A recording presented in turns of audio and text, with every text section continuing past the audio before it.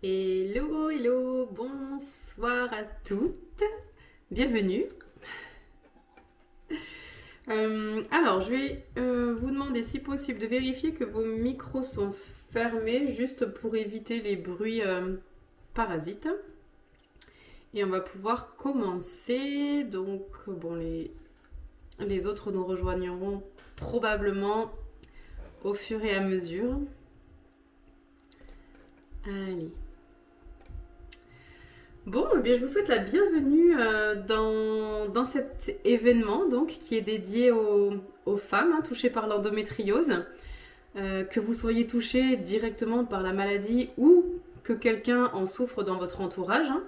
Donc je vous remercie de prendre ce temps pour vous, pour des proches éventuellement, ce temps pour en savoir un peu plus sur cette maladie. Cette maladie qui touche quand même une femme sur 10 aujourd'hui, donc je pense que plus on en parlera et plus les choses pourront bouger et évoluer dans le bon sens. Donc moi je suis Marion Massacrier, je suis ostéopathe à Rodez en Aveyron.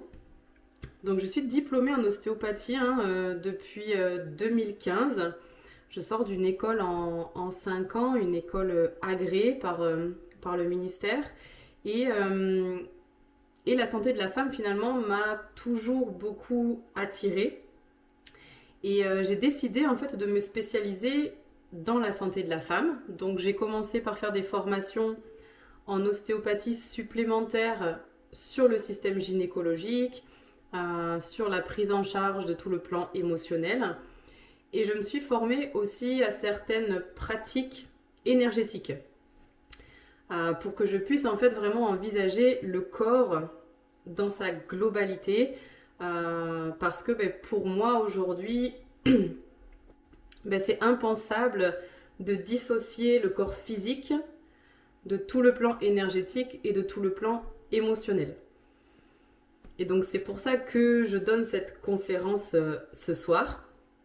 C'est pour vous montrer qu'il existe en fait vraiment d'autres choses à investiguer dans le cadre de l'endométriose, en dehors vraiment du corps physique et de ce qui se passe sur le plan de la maladie. Donc ce soir, je suis ravie d'accueillir l'association Endomind France qui a accepté de prendre part à cet événement.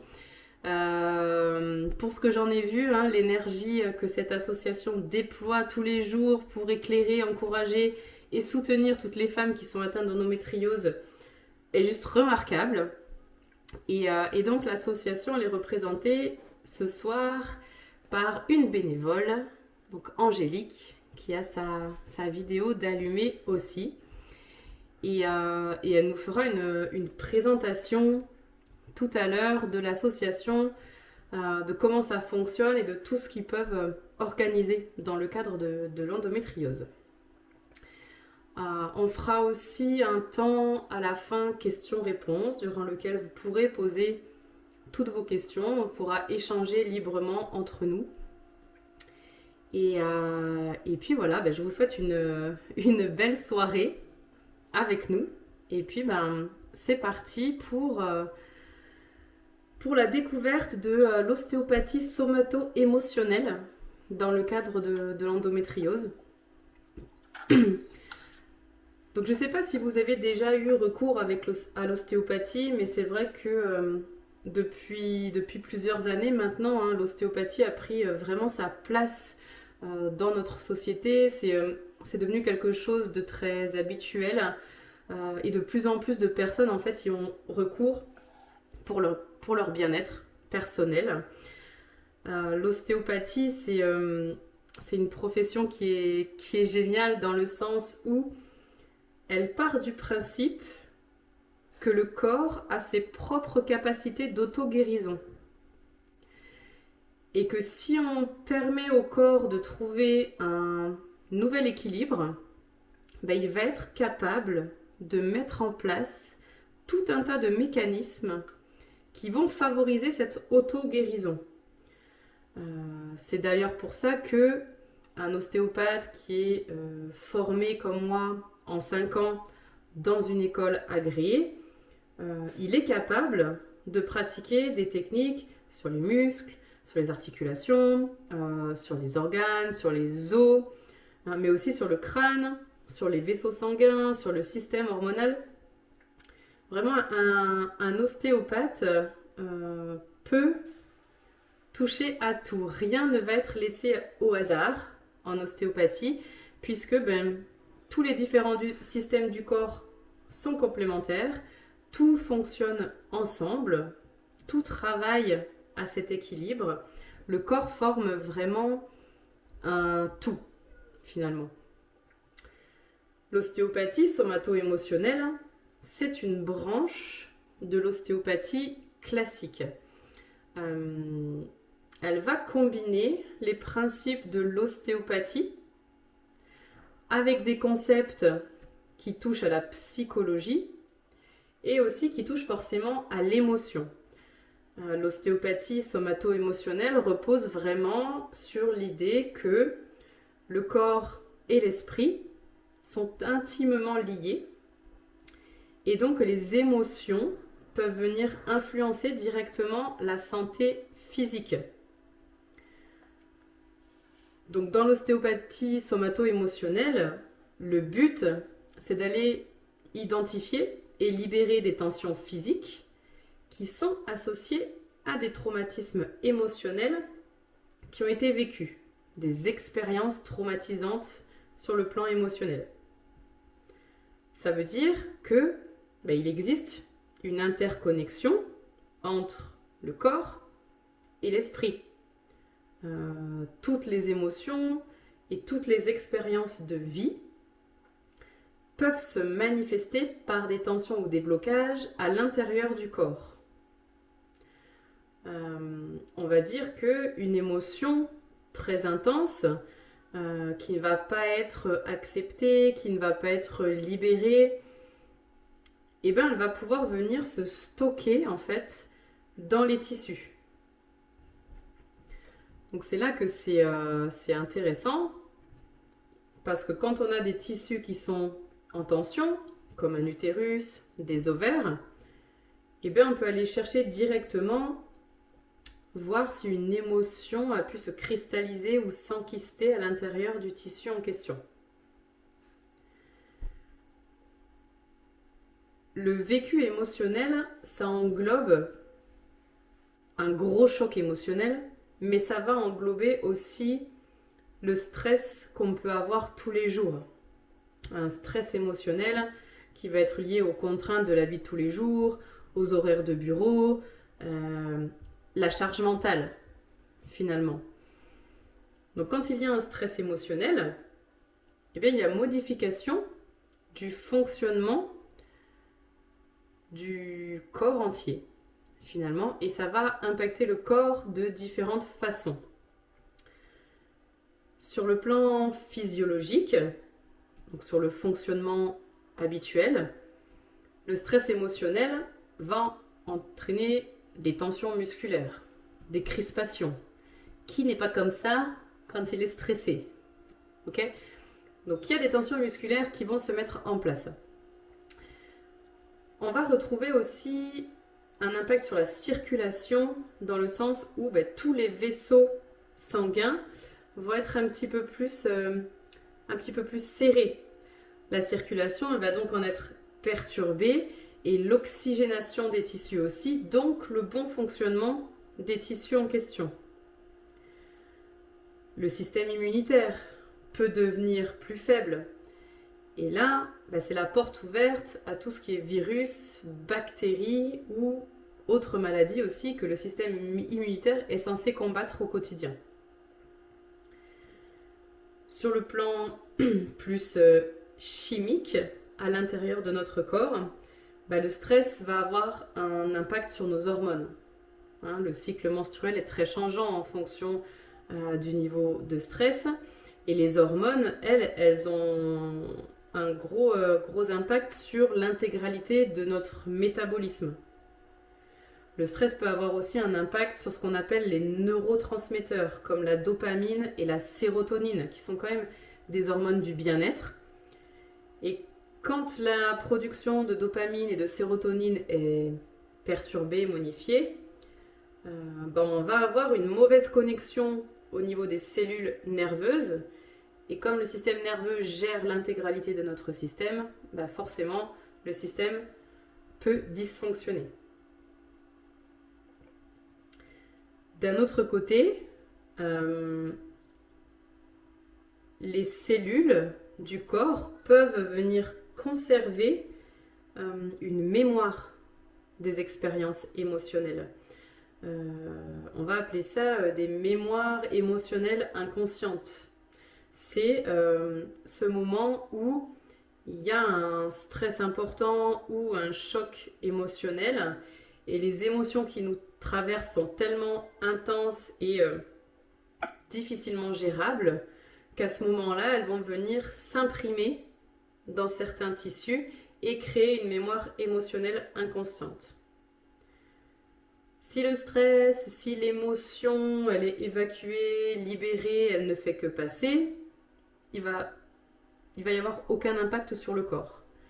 Par contre, si le stress émotionnel, il est gardé, et puis si il n'est pas travaillé, il n'est pas libéré et pas totalement accepté par la personne, les émotions vont venir s'enquister, se cristalliser dans les tissus, et c'est là que vont apparaître certains dysfonctionnements. Et selon l'endroit où les mémoires émotionnelles vont se stocker, différents troubles peuvent apparaître. Donc on va pouvoir retrouver des troubles digestifs, des troubles respiratoires, des troubles de la circulation, des troubles nerveux comme l'anxiété et bien évidemment des troubles gynécologiques. Donc dans les troubles gynécologiques, pour moi, il y a surtout les troubles du cycle menstruel. C'est que le système gynéco dysfonctionne. L'endométriose, c'est pas vraiment un trouble gynécologique, c'est assimilé plutôt à une maladie. Mais chaque maladie commence par un dysfonctionnement. Si le dysfonctionnement et donc le trouble n'est pas résolu au départ, il peut évoluer en maladie. Et c'est là qu'on va parler vraiment d'endométriose. Parce que moi, j'ai la conviction que chaque trouble et chaque maladie a une origine émotionnelle quelque part, y compris l'endométriose. C'est une maladie quand même qui reste très complexe. On n'a pas encore défini vraiment clairement ce qui fait qu'on a de l'endométriose ou qu'on n'en a pas. On sait aujourd'hui que la génétique fait que l'endométriose se transmet d'une génération à une autre. On sait que l'hygiène de vie a un gros impact aussi sur le développement des troubles et des maladies. Dans le cadre de l'endométriose, on retrouve aussi les perturbateurs endocriniens qui sont très souvent en cause. Et ce dont on ne parle pas beaucoup et pas assez, de mon point de vue, évidemment je parle pour moi, c'est de la composante stress. Parce que ce stress, il fait partie intégrante de nos vies. Tous les jours, on se met la pression pour quelque chose. Que ce soit pour le ménage qui n'est pas fait, que ce soit pour emmener, récupérer les enfants, que ce soit concernant des objectifs au travail qui ne sont pas atteints. Tous les jours, on se met une pression de dingue pour être au taquet, pour réussir tout, pour faire tout, etc. Sauf que ça, c'est du stress. C'est pas normal de se retrouver dans des situations comme ça où il faut tout gérer, où on se retrouve avec 10 000 trucs à faire en tête et on ne sait plus où on en est. Ça, c'est du stress. Charge mentale, si vous voulez, c'est pareil là dans ce cas-là. Ce qui fait que finalement, on est prédisposé en fait à tomber malade. Puisque le stress affaiblit le système immunitaire, vient perturber la circulation sanguine, les transmissions nerveuses, etc. On est toutes prédisposées à tomber malade de X ou Y maladie, de par toute la charge mentale que l'on se met.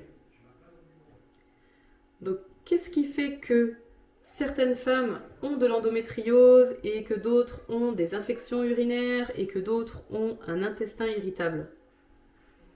La vraie différence entre ces femmes-là, c'est leur propre vécu. C'est leur expérience de vie. Chaque personne a un vécu qui lui est propre. Chaque personne va recevoir une éducation qui lui est propre. Chaque personne va vivre certaines épreuves, certains challenges dans la vie. Et ces challenges, ils sont tous différents pour chacune d'entre nous. Mais selon le challenge qui est vécu et selon comment il est vécu, eh bien, on va être prédisposé à éveiller certains troubles, certaines maladies plutôt que d'autres. En ce qui concerne l'endométriose, la maladie, elle est assimilée comme une atteinte gynécologique. Ce sont des tissus semblables aux cellules de l'endomètre, donc ce qui fait l'intérieur de notre utérus. C'est ces cellules-là qui migrent dans l'abdomen et qui vont s'installer dans le ventre, voire même dans le thorax pour certaines. Et quand ces cellules saignent avec le cycle menstruel, elles déclenchent tout un tas de symptômes que j'imagine vous connaissez très bien. Donc on ne fera pas le point sur les différents symptômes de l'endométriose aujourd'hui. Je pense que ça c'est acquis pour tout le monde. Mais voilà, c'est assimilé comme une maladie du système gynécologique. Et c'est pour ça que connaître la symbolique en fait du système gynécologique devient important dans la prise en charge de la maladie sur le plan somato-émotionnel en ostéopathie. Parce que la symbolique nous permet de chercher et d'essayer de comprendre pourquoi est-ce que la maladie, elle s'est éveillée chez vous et pas chez la voisine. Ok ? Donc en ce qui concerne les symboliques de ce système gynécologique et notamment de l'utérus, puisque ce sont des pseudo-cellules utérines qui font autant de dégâts, l'utérus, c'est le symbole vraiment du foyer. Le foyer dans lequel la mère porte son enfant. Donc il y a un gros lien émotionnel dans l'endométriose avec nos mamans, à nous. Donc là, les questions à se poser, par exemple, c'est quelle relation avais-tu ou as-tu encore avec ta mère? Est-ce que c'est des relations d'égal à égal, dans le calme, dans l'amour, la bienveillance, ou au contraire, est-ce que ça a pu être une relation qui a été conflictuelle, qui a été difficile, douloureuse, voire même violente dans certains cas? Est-ce que vous avez vécu une relation avec votre mère bourreau-victime, donc une des deux personnes qui subit l'autre? On peut se demander qu'est-ce que tu ressens vis-à-vis d'elle, parce que s'il y a une confusion sur le plan émotionnel de ce que tu ressens par rapport à elle, on peut retrouver une confusion au niveau du corps, d'où cet endomètre qui se déplace et qui ne reste pas là où il devrait être. Et puis aussi se pose la question de quelle place a ta mère dans ta vie. Est-ce que elle est bien à sa place de maman, ou est-ce qu'elle a tendance vraiment à envahir ton espace comme l'endomètre peut envahir un espace qui n'est pas le sien? Est-ce que tu doutes de ta capacité à être une bonne mère aussi, quelque part? Et puis, il y a cette notion de foyer, évidemment, d'où la question, comment est-ce que tu te sentais dans ton foyer quand tu étais enfant, dans ta demeure? Est-ce que tu t'y sentais bien? Est-ce que tu t'y sentais à l'aise? Est-ce que tu avais ton espace à toi dans lequel tu pouvais te recueillir?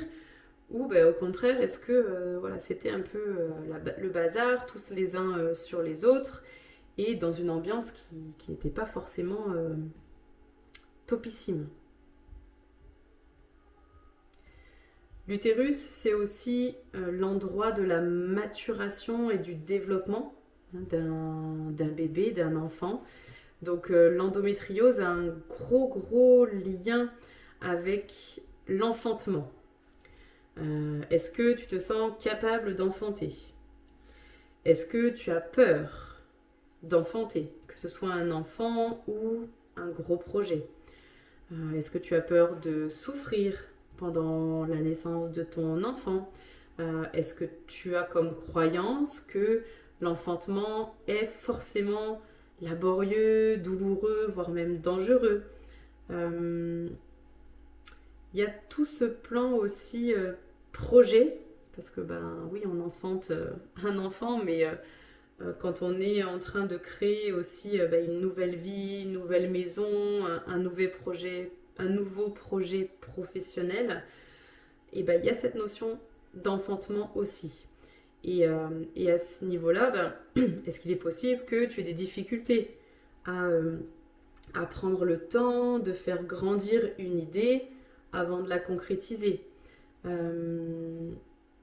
Est-ce que tu te fais un devoir de mener à terme tout ce que tu entreprends? Et puis, un truc intéressant aussi, c'est cherches-tu à tout diriger, à tout contrôler dans ta vie? Il y a un gros lien avec l'endométriose sur ce plan-là aussi, puisque l'endométriose, clairement, tu contrôles rien du tout. Tu contrôles pas les saignements, tu contrôles pas la fatigue, tu contrôles pas les crises douloureuses. Et voilà, c'est peut-être ton corps qui essaye de te dire de lâcher prise, de laisser faire un petit peu. Le système gynécologique, lui, dans son ensemble, il représente évidemment la féminité, le féminin, le fait d'être une femme. Et il y a tout un plan émotionnel avec le simple fait d'exister. Moi, j'ai trouvé des liens vraiment avec la légitimité d'exister. Est-ce que tu te sens légitime d'exister? Quelle estime est-ce que tu as de toi-même? À quel point est-ce que tu penses que ta vie a de la valeur? À quel point est-ce que tu t'acceptes tel que tu es? Et puis aussi, est-ce que tu te crois capable ou incapable de remplir pleinement le rôle de femme et le rôle de mère? Il y a vraiment une grosse connotation à la maternité. Très souvent, il y a un désir d'enfant, mais il y a des peurs tellement énormes derrière de ne pas être capable, de ne pas être assez, de ne pas y arriver, de souffrir, de galérer, etc., que ces peurs, en fait, elles bloquent complètement, entre guillemets, pas complètement, mais quasi totalement la possibilité d'enfanter en déclenchant cette maladie.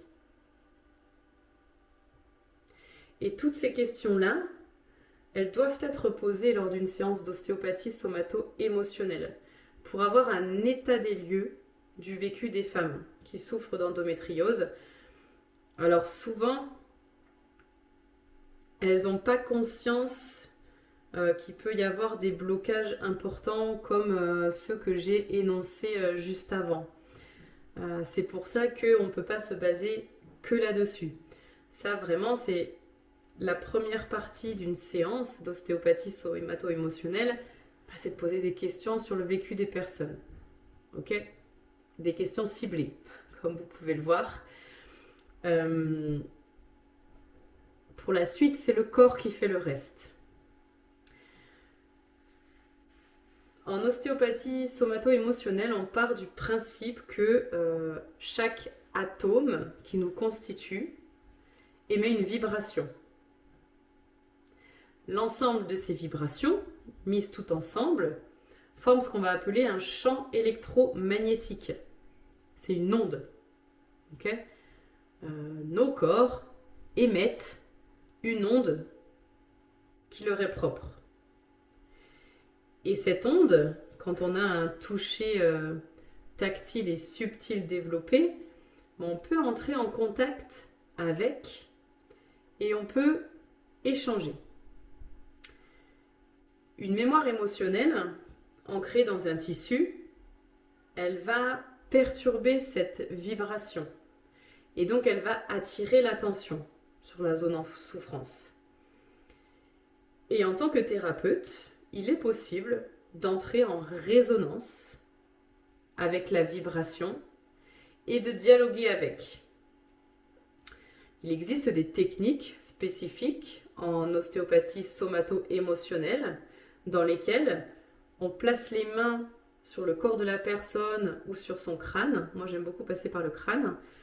Et on définit certaines réactions du corps qui vont dire si le corps répond oui ou répond non aux questions qu'on va poser. C'est-à-dire que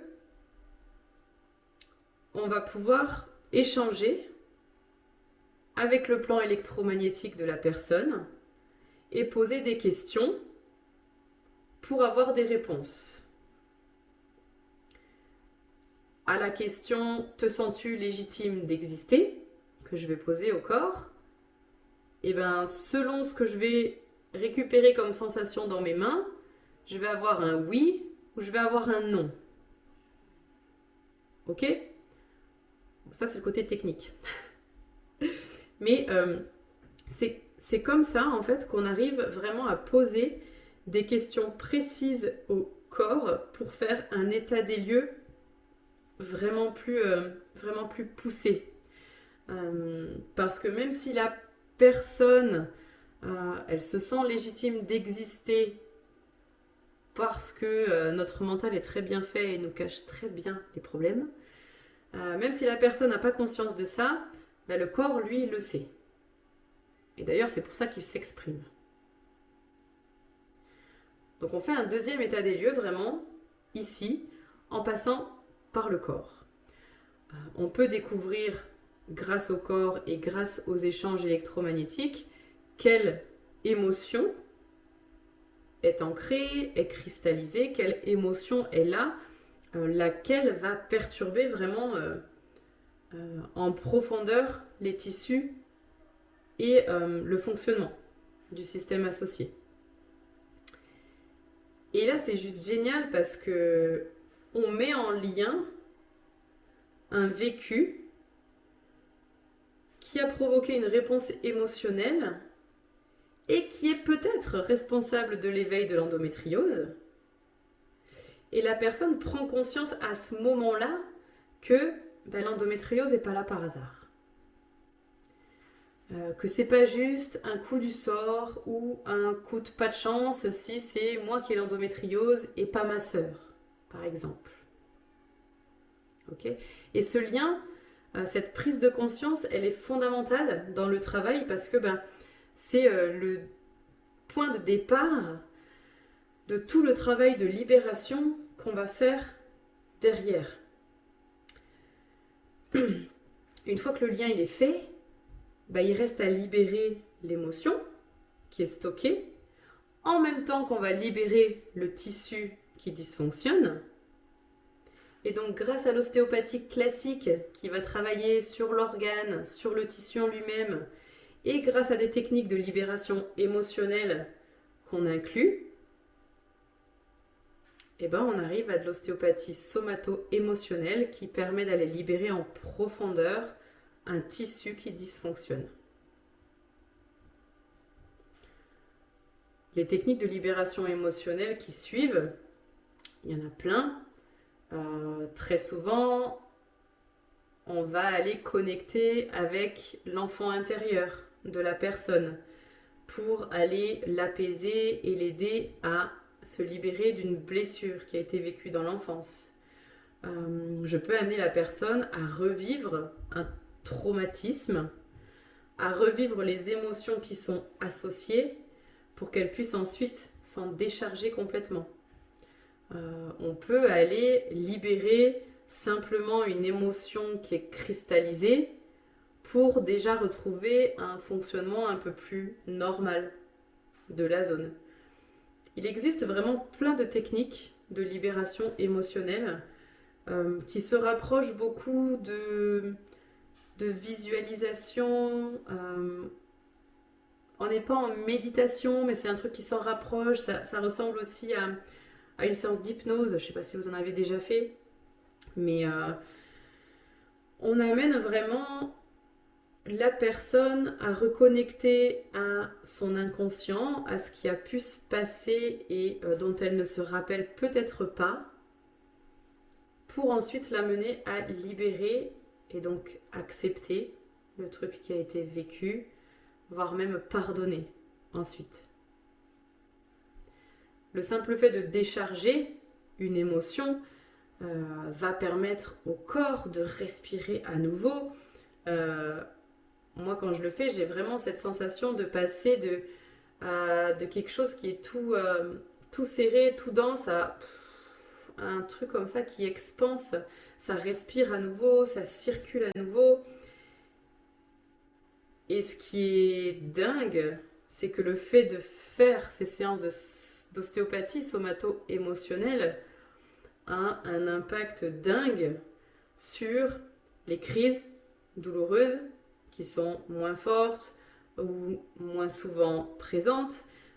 Ça permet aussi beaucoup aux femmes de retrouver de l'énergie parce que on libère un espèce de gros kyste émotionnel énergétique et donc l'énergie revient circuler dans le corps parce qu'elle n'est plus toute focus sur une zone de souffrance. Ça a un impact réel en fait sur le confort. Vraiment sur les symptômes principaux. S'il y a des symptômes digestifs, c'est pareil, on va réussir à rééquilibrer un peu le tout et à faire en sorte que ce soit moins présent. Pareil, s'il y a des symptômes urinaires, des sensations de pesanteur,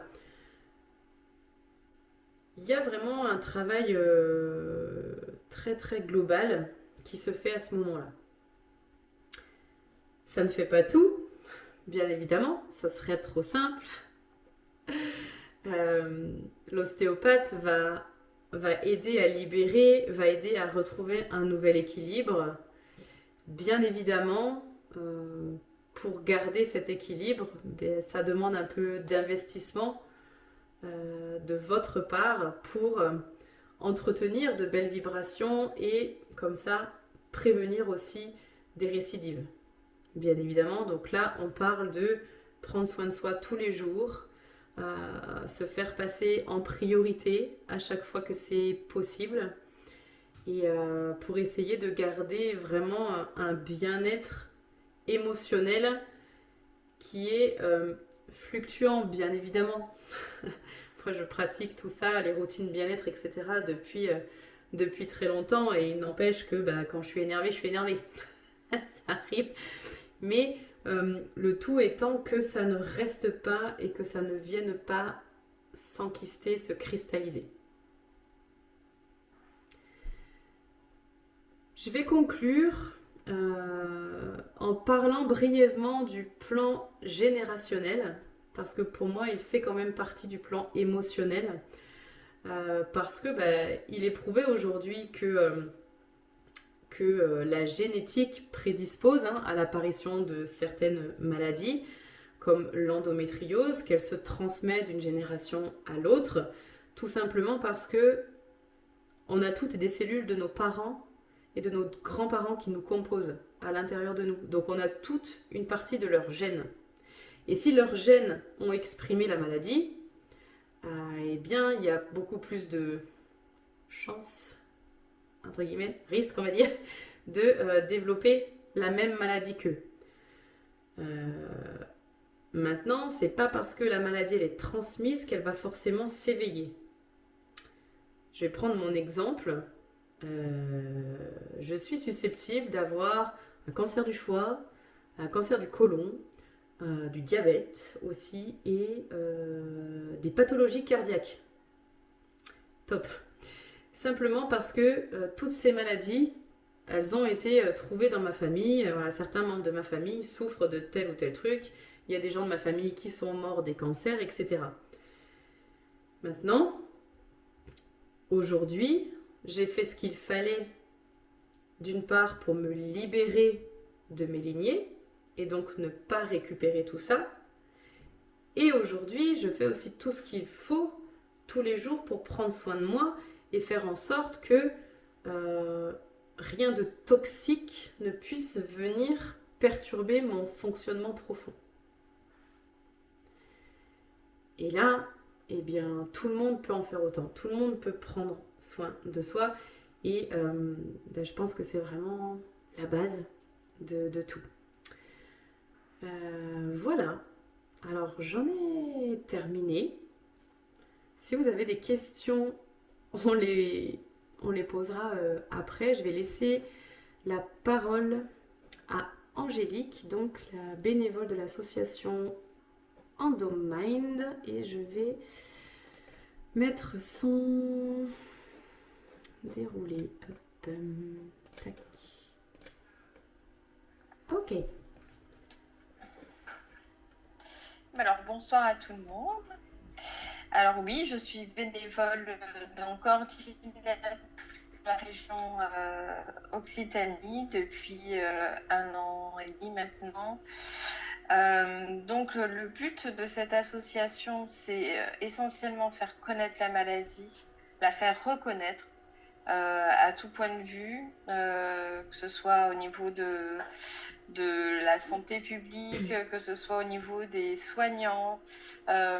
Voilà, on a pour vocation à éveiller un peu toutes les consciences parce que cette maladie existe depuis très longtemps. Et comme le disait Marion tout à l'heure, ça touche 1,5 femme sur 10, donc c'est pas rien. Et on se rend compte que ça les touche de plus en plus tôt. Voilà, un diagnostic est posé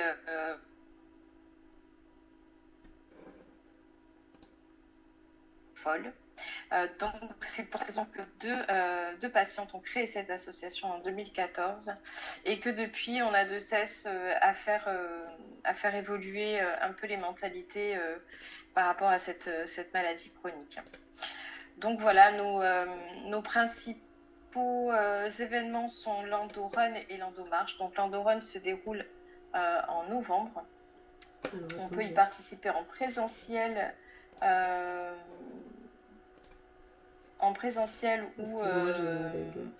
ou virtuellement. Voilà, ça dure quasiment tout le mois de novembre.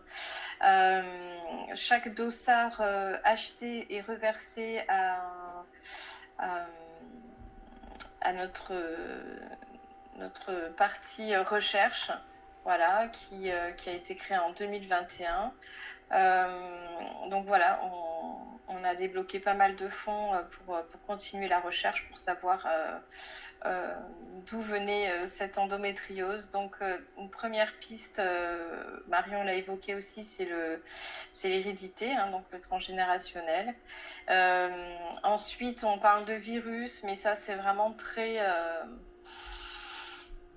Voilà, c'est très aléatoire, donc pour l'instant, on ne l'évoque pas trop. On part plutôt sur une piste héréditaire.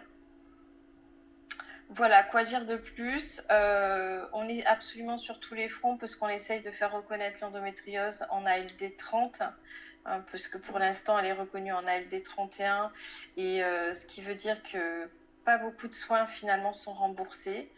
Donc voilà, notre plaidoyer premier est celui-ci, celui de faire entrer l'endométriose dans la LD 31, et qu'il faut savoir que pour avoir une bonne prise en charge de son endo, une équipe pluridisciplinaire est vivement recommandée, donc de l'ostéo, de la kiné, des nutritionnistes aussi, puisque l'alimentation est très charnière dans ce combat de tous les jours. Il faut éviter des alimentations inflammatoires. Il y a plein de petites choses à mettre en place. Et effectivement, on essaye aussi de sensibiliser, tout ce côté psychologique, parce que bon, déjà, Marion l'a expliqué, je vais pas rentrer dans ce détail-là. Moi, je vais parler plutôt du psychologique quand on est atteinte d'endo et qu'on est en errance médicale et qu'on se prend des murs et que c'est dans notre tête, qu'on n'a pas mal, qu'on n'a pas de lésions, que ça ne peut pas migrer dans le cerveau, que ça ne peut pas migrer dans les poumons, que ça ne peut pas migrer dans le rectum, ça ne peut pas migrer dans la vessie. Voilà, tout ça, c'est des choses que ma fille a vécues. Et en 2024, c'est pas possible de les entendre. Voilà, donc c'est tout ce parcours très traumatisant des patientes qui ne sont pas reconnues, qui ne sont pas écoutées. Et voilà, donc oui, le psychologique a une part très très très importante en amont et en aval aussi. Et voilà, et effectivement, la dissociation de l'esprit et du corps entraîne la maladie, quelle qu'elle soit. Et effectivement, c'est une piste à pas négliger. Donc voilà, quoi vous dire de plus que vous pouvez tout adhérer à Endomind. On a besoin de plein de bénévoles un peu partout en France. Ici, nous, en Occitanie, on est gâtés puisqu'on est 7. Donc, on est divisé en deux. Il y a une partie littorale et une partie terre dont moi, je fais partie. Et voilà, on organise des actions un peu tous les mois pour pouvoir se faire connaître et surtout une sensibilisation à la maladie puisqu'on se rend compte à chaque événement concret que les patientes sont en demande d'informations parce que quand on va voir son généraliste, on n'a pas forcément toutes les infos et on trouve ça triste. Après, il y en a beaucoup qui sont très conciliants et alors soit ils sont très conciliants et empathiques et ils avouent qu'ils ne sont pas formés à ça et voilà, ils sont très gentils et très très conciliants. Et d'autres où voilà, hein, on nous envoie balader et voilà, et c'est pour tout ça en fait que c'est pour toutes ces petites actions là que moi je suis rentrée dans cette association parce que je me rends compte ô combien elles sont importantes à chaque fois que je fais un stand de sensibilisation. Je me rends compte qu'on a tous besoin d'infos, qu'on a tous besoin d'être rassurés parce que l'endométriose, c'est pas une fatalité, qu'on peut tomber enceinte, qu'on peut... voilà, il y a beaucoup de choses qui se disent et voilà, et c'est bien de remettre un peu l'église au milieu du village et voilà, c'est pas une fatalité, on peut s'en sortir, on peut faire plein de choses à côté pour être soulagé. Il faut négliger aucune piste et il faut être à l'écoute de son corps. Et voilà, et je trouve que voilà, toutes les petites actions qu'on met en place, ça nous permet d'avoir cet échange en direct avec les patientes. Et même, il y a des personnes qui s'arrêtent, qui ne sont pas forcément concernées directement, mais une sœur, une cousine, une fille, une maman. Et je trouve que c'est hyper important de pouvoir échanger, de pouvoir être rassuré et de pouvoir avoir des conférences de ce genre-là. Moi, j'en ai mené une début mars avec une kiné aussi et un médecin généraliste qui est elle-même atteinte d'endo.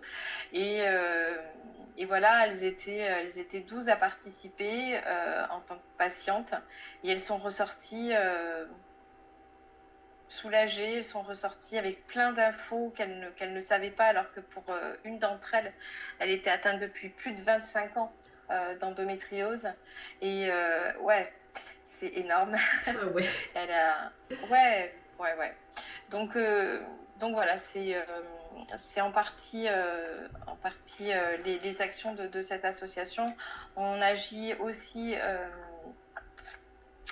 auprès des adolescentes puisque début mars, le 8 mars même, date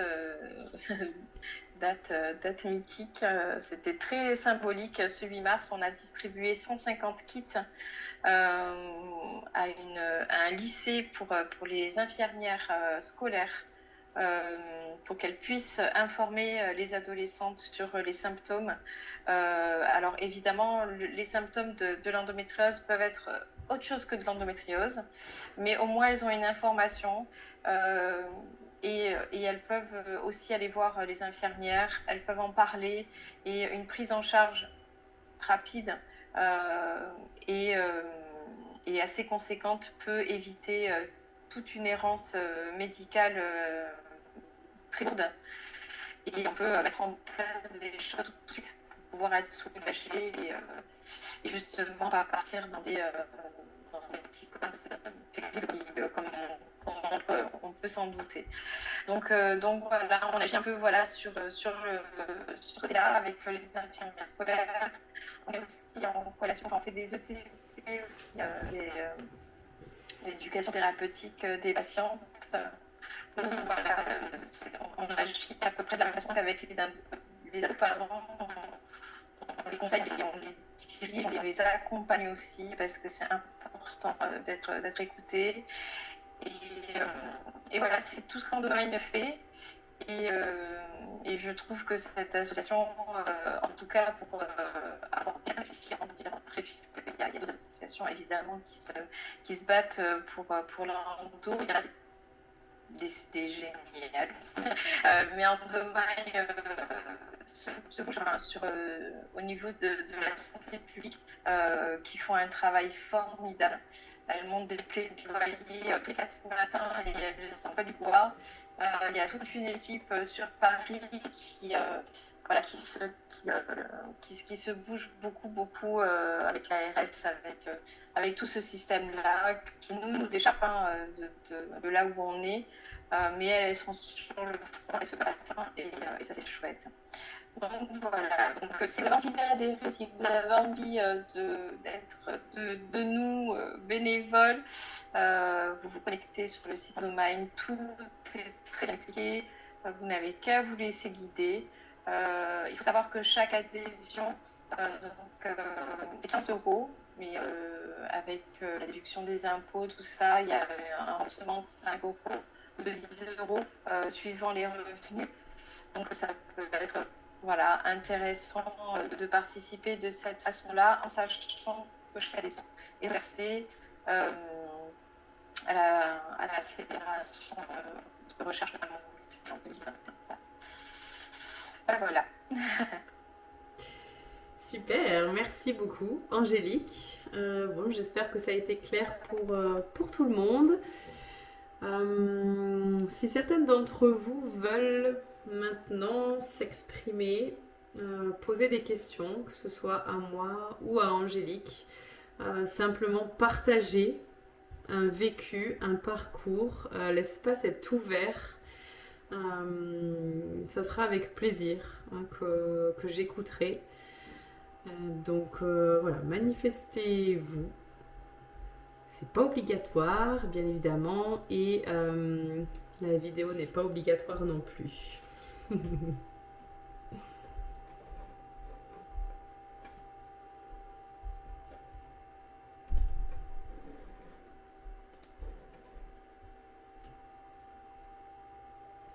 Bon, tout est super clair pour tout le monde alors.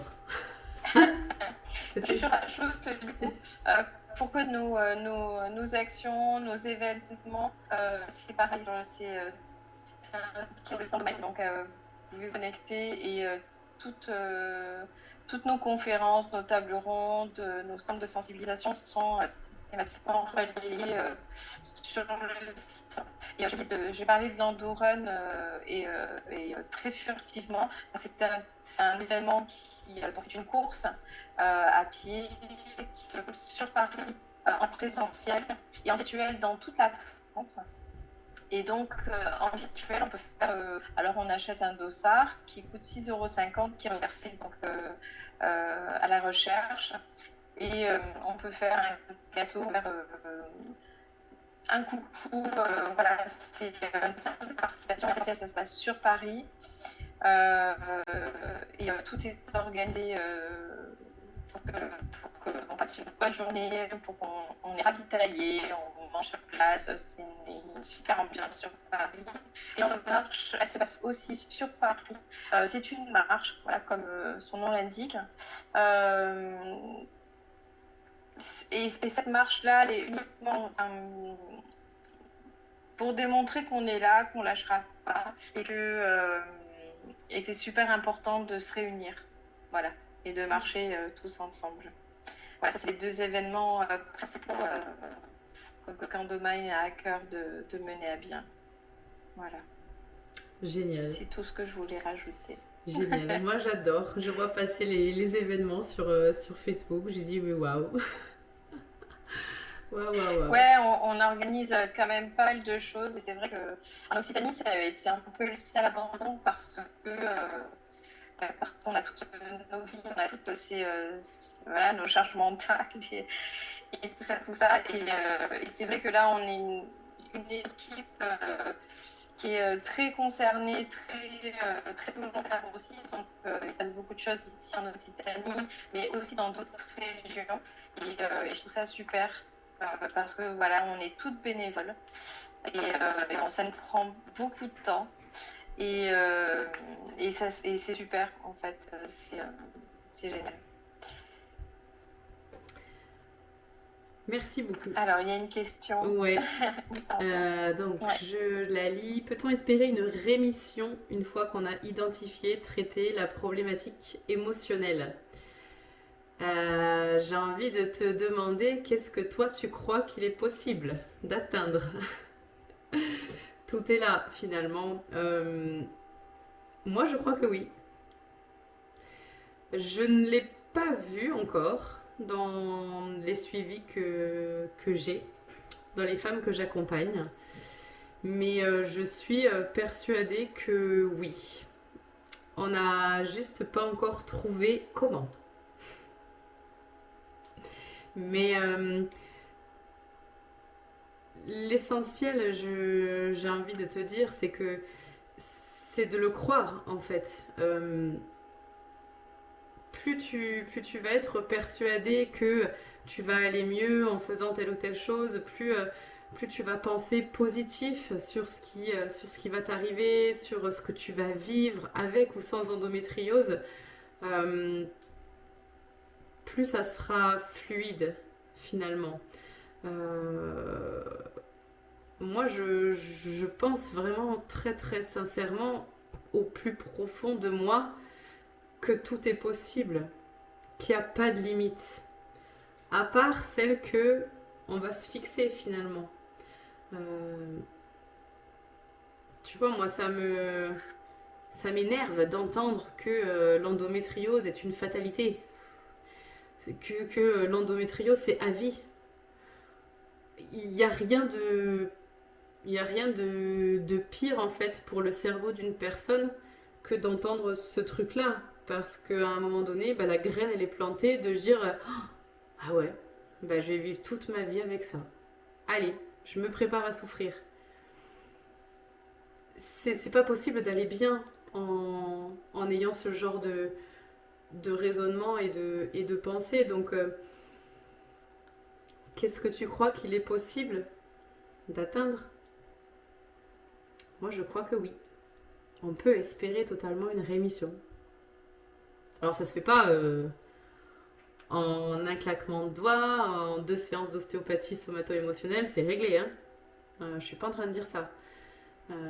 C'est un travail de plusieurs mois, voire même plusieurs années, je pense, à vraiment prendre de bonnes habitudes, qu'elles soient alimentaires ou bien-être. C'est-à-dire que tous les jours, je mange ce dont mon corps a besoin et je ne mange pas ce qui est dangereux pour lui. Ça veut dire que tous les jours, je prends soin de moi, systématiquement. Donc en faisant un truc qui me fait du bien, en faisant du yoga, en faisant une méditation, peu importe, mais tous les jours, j'ai rendez-vous avec moi-même pour me faire du bien. Et à côté de ça, on libère ce qu'il y a à libérer. Les résultats dont je vous ai parlé, quand on en gain de confort, c'est après 4 à 6 mois de travail. Donc il faut bien ça pour voir de réels effets. Parce que bien souvent, il n'y a pas un truc émotionnel qui fait qu'il y a l'endométriose. Hein. Il peut y avoir plusieurs choses qui vont ressortir au fur et à mesure. Et mais je pense que ouais, sur 6 mois à 1 an, il y a moyen ne serait-ce que de stopper l'évolution. Je sais pas si je réponds à ta question. Fais-moi signe si c'est pas bon. Yes, ok. Autre question. Comment trouver un ostéopathe formé à l'ostéo-somato-émotionnel? Ouais, la grande question. Ok. Non, il n'existe pas de site référencé et vraiment dédié aux ostéopathes somato-émotionnels. Il n'y en a pas beaucoup. Il n'y en a pas beaucoup qui sont formés à ça. Et il y en a qui sont formés qui le disent pas forcément. Parce que faut bien admettre, c'est pas hyper bien vu encore. De parler de libération émotionnelle en tant qu'ostéopathe. Non, là c'est vraiment pour trouver, aller se renseigner. Tu vois, moi à la limite, les endroits où je les trouverais le plus facilement, c'est sur les groupes, dans les réseaux sociaux, thérapeute Occitanie par exemple, Bien-être France ou ce genre de choses. De passer une annonce. Et encore que même là, il te faudra aller tester pour voir si ça te convient. Malheureusement, comme la plupart des thérapeutes en ostéopathie, c'est un peu ça quoi. Quand on connaît pas, on essaye, à moins qu'on nous ait donné un nom de quelqu'un qui fait ça. Mais c'est pas évident du tout. Moi j'espère pouvoir former tôt ou tard, parce que j'avais vraiment dans l'esprit de créer un réseau dédié à ça. Ouais, un réseau d'ostéopathes informés à l'ostéopathie somato-émotionnelle et à la gynécologie plus précisément. Mais avant de former tout ce monde-là, c'est pas pour dans quelques mois quoi. Mais si tu veux, ouais, c'est Aline. Envoie-moi un message, un mail, un message privé sur Facebook si tu as Facebook. On en discutera et peut-être que en fonction de la région dans laquelle tu es, je peux me renseigner et trouver.